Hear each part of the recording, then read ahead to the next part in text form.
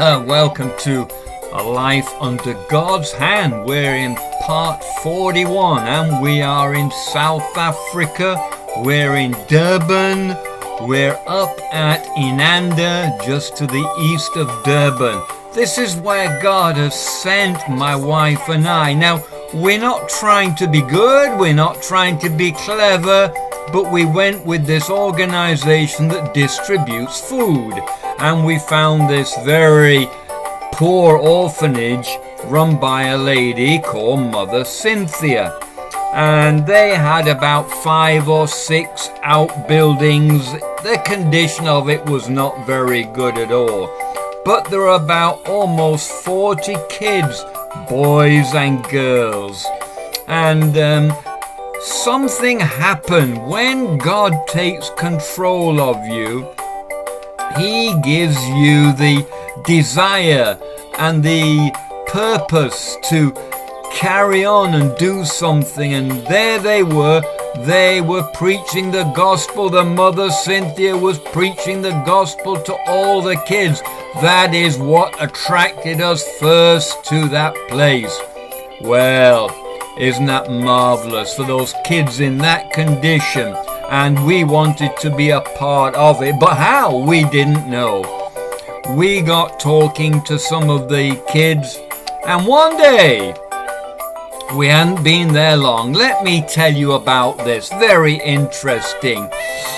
One of the boys, he was about 13 years old. He came to me and he said, "Brother David, when I pee blood." I said, "What?" I mean, I've never heard of this before. I said, "Well, really? I mean, how?" So he told me when he's finished peeing, blood comes out. So I had no idea what to do. So another boy heard me talking about this, and he said, "Oh, that happens with me as well." So I'm thinking, well, maybe I better kind of make an announcement. Who does this happen to? And there were about 6 or 7 boys where this happens. And I had no idea what it was. So I thought, well, it's my obligation. Nobody's done this before, to take them to the hospital to find out. So we packed in my big car and we took them down to the hospital. Was called Mahatma Gandhi, and it was operated by the Indian community. And I was, to be honest, a little bit afraid of going there because Indians and blacks, maybe there's a bit of problem, but the hospital was mainly for Indians. And when we got in there, we were shuffled around. They looked at me and they looked at the boys, and eventually they said, "The doctor will see you along with all the other patients." There must have been about 80 or 90 in the queue. 80 and 90.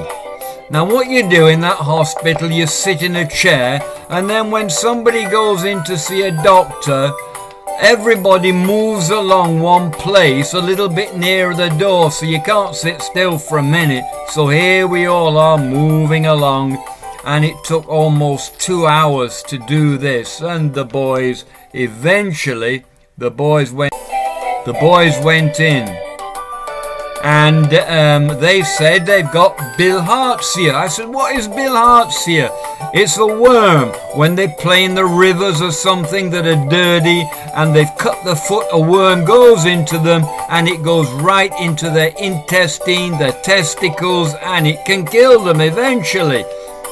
So they gave me some tablets. They said if they will just take this course of 3 tablets, they won't have any more problem with that. I said, "Doctor, is it really as easy as that?"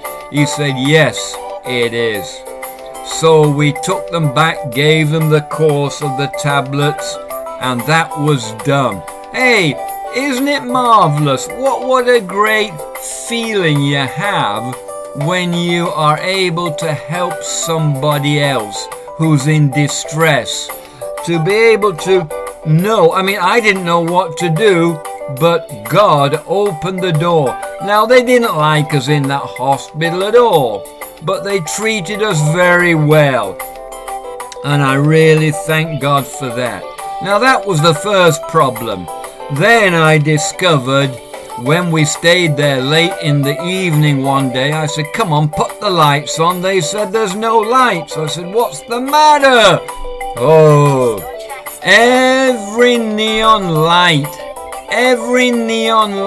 in the place when it was built, I mean, it was very poorly built, is broken. And they've no money to repair it. Oh, I'm thinking, oh Lord, who's going to have to sort this out? Who's on hand to sort this out? Do I really need to pray? No, I don't. But I thought neon fittings are very expensive, especially in South Africa. So I thought, well, I'll replace them with ordinary light bulb holder.